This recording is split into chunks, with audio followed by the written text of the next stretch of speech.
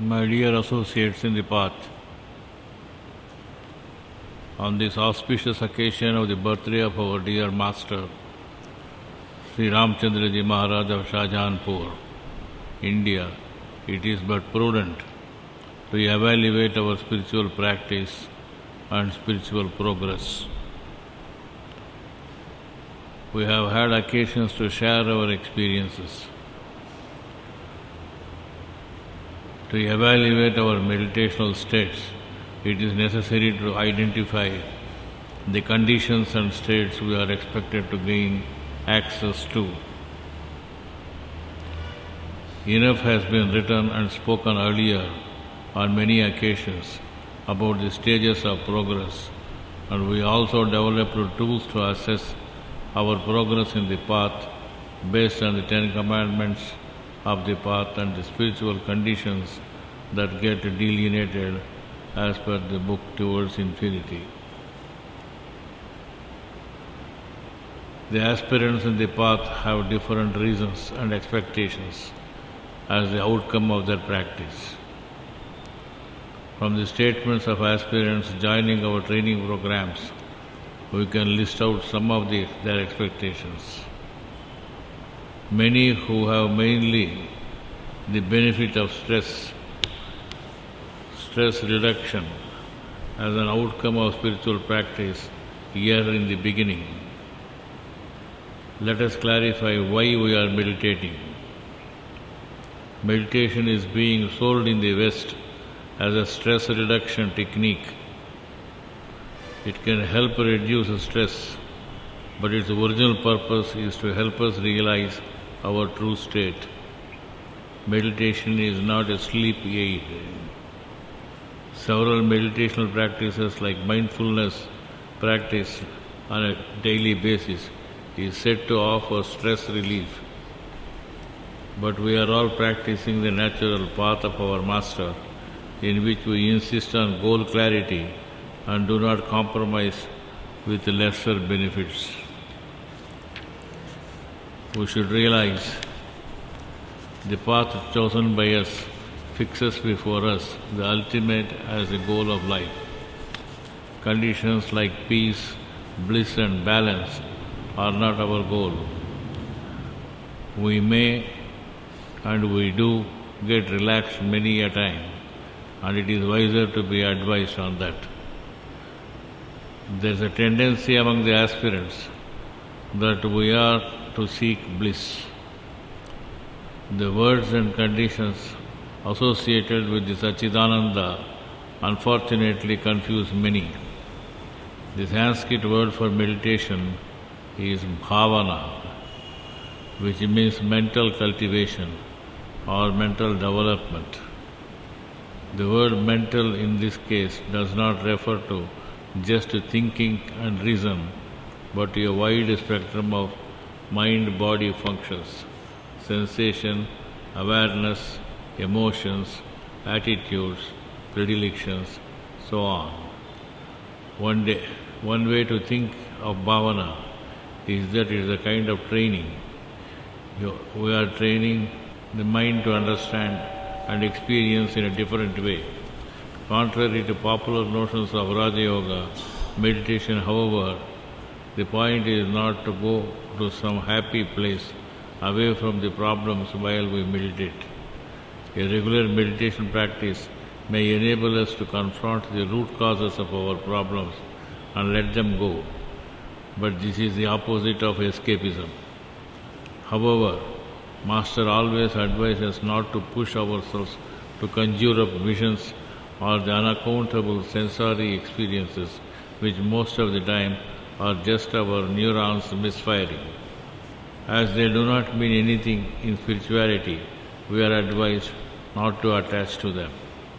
There are, however, occasions when we do have satori, but it is also necessary to realize there is something like a premature satori, which happens when we push ourselves into deep meditative state before we are properly prepared for it. This is a bit like attempting to compete in a marathon without training for it. The results will be frustrating at best and dangerous at worst. There is a tendency to find out whether the meditation was good. We are the best judge about it, and to ask another,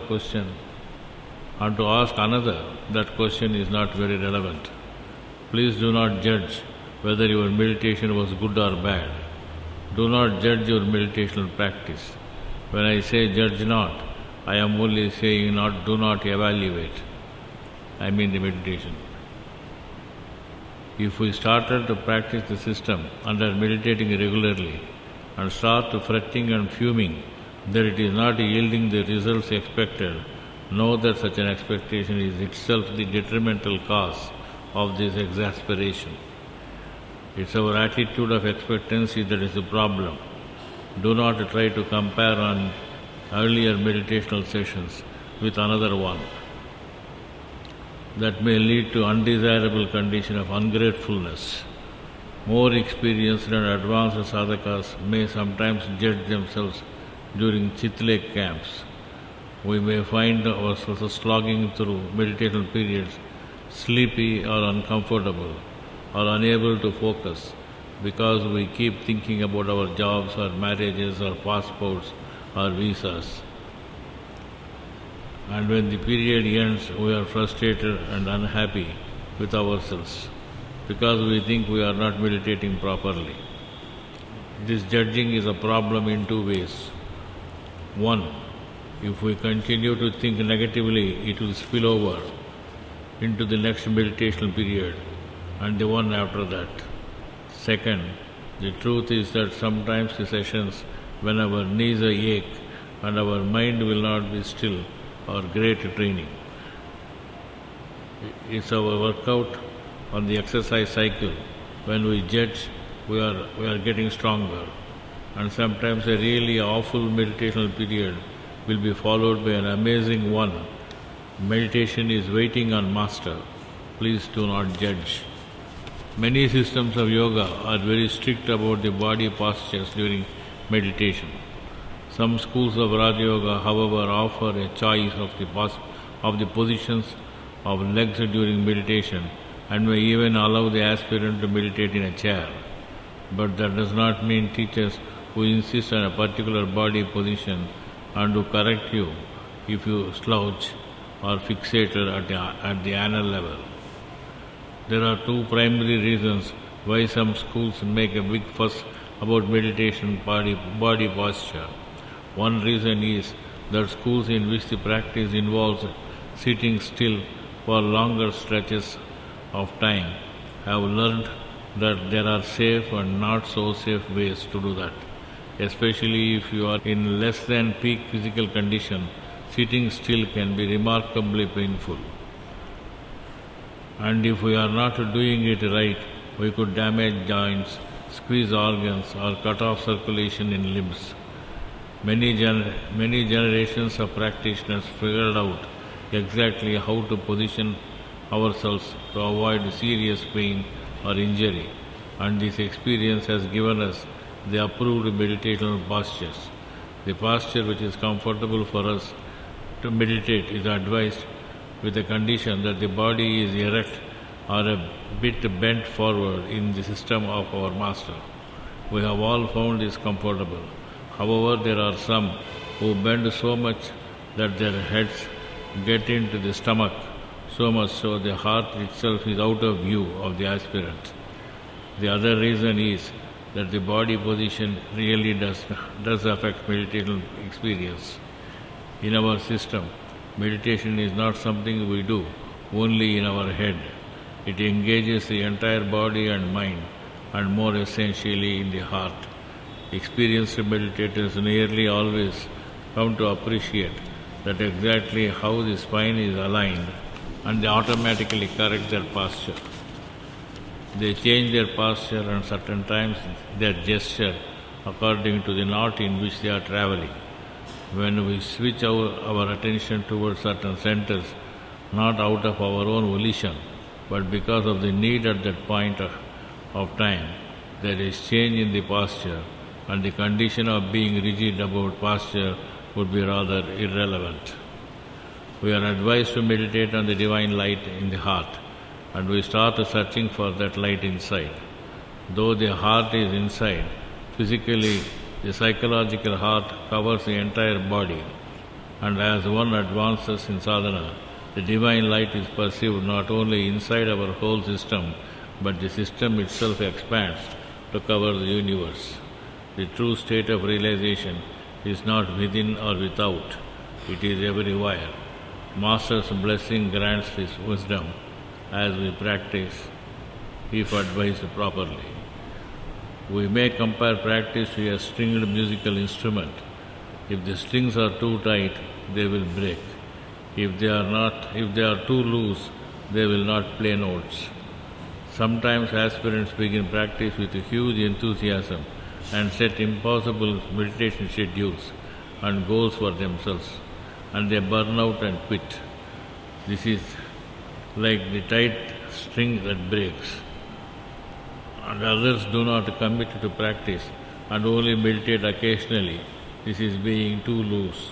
Revered Babuji prescribed a schedule of meditational practice into a life already stuffed with a job, family and other obligations of a householder, and set a moderate meditational pace.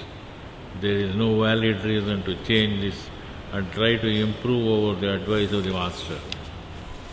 There are many books that provide good instructions as to how to meditate. Even so, I strongly recommend seeking the guidance of someone recognized as a trainer in Revered Babuji's system of Raja Yoga. It is not enough that we are introduced into the system. It is necessary that we try to maintain one-on-one relationship with the trainers. Only when he suggests that we may go to another experienced adept shall we do so, and we should avoid hopping from one trainer to another for reasons we are ourselves not clear about. It is possible that we may judge the trainer and feel it is better to go on our own.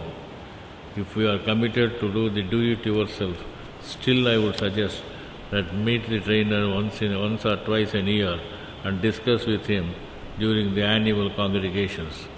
You will find yourself how having someone who knows you and who can give you one-on-one advice when you need it can make a huge difference. Practice with humility, however. The most important aspect of meditational practice is to loosening our bonds through viveka and vairagya. Attachment of any type is attachment only and is a bond. The only attachment we can have is the attachment to our goal. Our determination to implement or attainment to the 10 commandments of our Master, when diligently followed, makes us realize that we are not insulated beings. We realize slowly but surely that we are not something enclosed within this skin, and everything beyond the skin is the other. For this reason it is stressed by masters that if we practice only to benefit ourselves, it will probably not work. Although we may all begin practice seeking remedy for ourselves, if our practice is sincere, we will become more sensitive to the sufferings of others and wish to benefit them. Otherwise, our meditation practice can amount to brood in a cage of our egos, reinforcing the self and the other dichotomy instead of dissolving that. Thus, it is for this reason the experience of meditating in satsang is hugely beneficial. One of the potential perils of a solo practice is that practice can become an intensely personal thing that is ours and ours alone, and which may become compromised if shared with others. This is the common phase many of us go through actually. One of the fruits of practice is a natural turning away from the self-clinging to the border between self and other selves. Sharing practice with others facilitates this. On the one hand, if we remain stuck in I can do it myself mode, we are going through the punishment awarded by nature. If we find ourselves self-defensive and the idea of meditating with others or consulting with a trainer Consider this as a warning sign that there is an unhealthy amount of ego attachment in our practice that is attracting punishment. This inclination to meditate alone or in a group is an indication of the punishment of nature. These are some of the pitfalls of our problems in sadhana that I thought I can share with you all. There may be many more. With the blessings of our Master, we can overcome them and reach our goal sooner. May God bless you all. Pranams.